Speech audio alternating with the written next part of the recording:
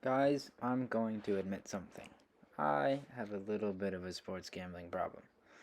But I want to share to you some tips to help give you weeks like I had last week being plus $186 starting with just a $250 balance. So, here's what I've learned so far and here's what I got to improve on because there's definitely a lot of that. First things first is don't put that much money in your account. My biggest mistake last year was for March Madness. I put in more money not than I had at the time, but more than I should have put in comparison to what I'm doing now. Now I'm putting less money into my gambling account, and I have more money in my bank account from working. Don't put that much money in. It's not worth it.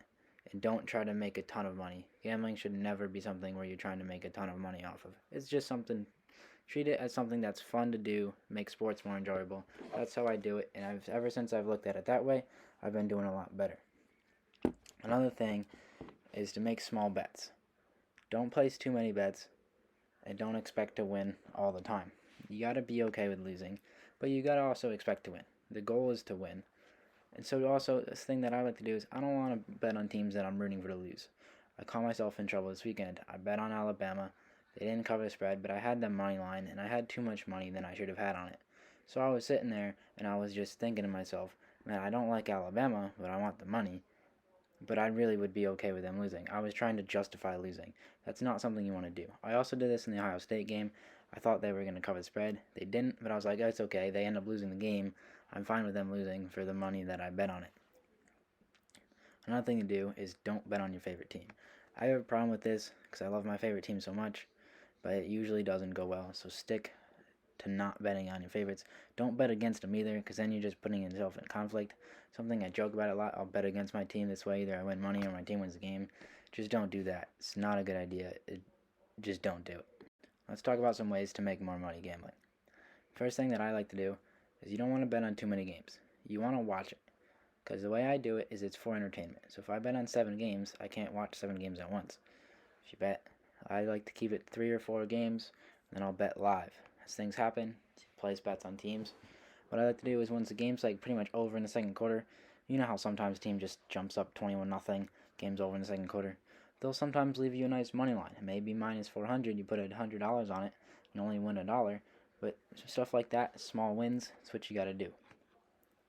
Just how you got to keep it going. You'd love to see green wins.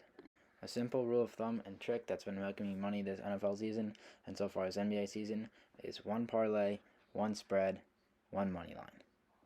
Sometimes I'll do 2 parlays where I have a spread parlay and I have a money line parlay, so it's either 3 or 4 bets, but this keeps it low, then I'll enjoy watching those games, and any additional bets I make at that point are all live bets.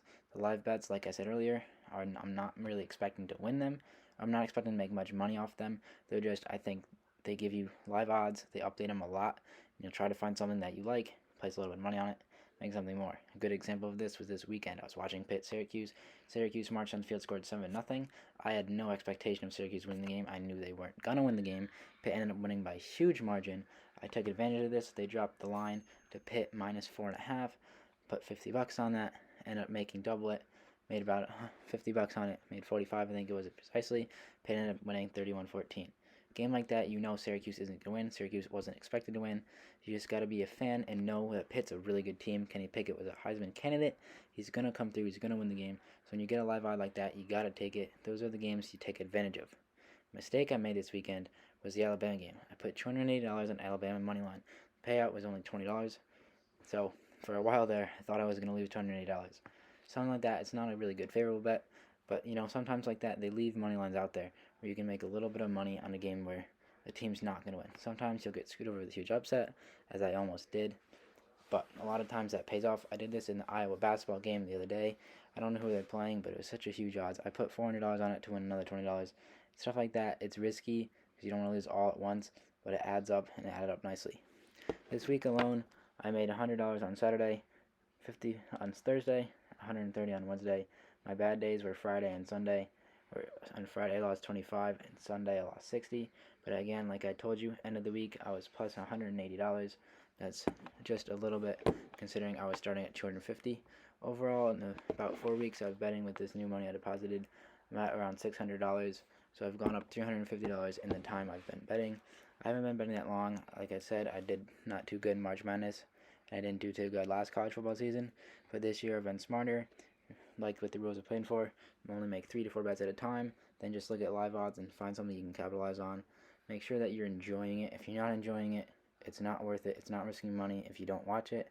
The way I do it is I sit there, me and my friends watch the games, place some money on the team, whatever game's on, or whatever game I like, whatever game I can put on, and follow it, make things happen. Another thing to do is look at player props. A lot of times it's hard to make player props for the bookies and the apps. So a lot of times you'll find something that's really favorable for you and something that's probably going to happen. One of the other days I had Giannis with 30 points, 15 rebounds, made a nice chunk of change on that, and just the odds were too high to not try it. Giannis is a great player. You'll find stuff like that all the time where a player is not expected to do as well as he ends up doing, or against a good, really favorable matchup. I think that game was against the Magic. Giannis is due for a good game as Magic if you've been watching any basketball. Just stuff like this, you got to look out for it, you got to find it, and you got to take advantage of it. So here are my final tips. Remember, only 3 to 4 bets. Don't risk all your money. Be safe with it, and make sure you're enjoying it. If you're not enjoying it, it's not worth it. Don't do it. It's for fun. It's just to make sports more enjoyable.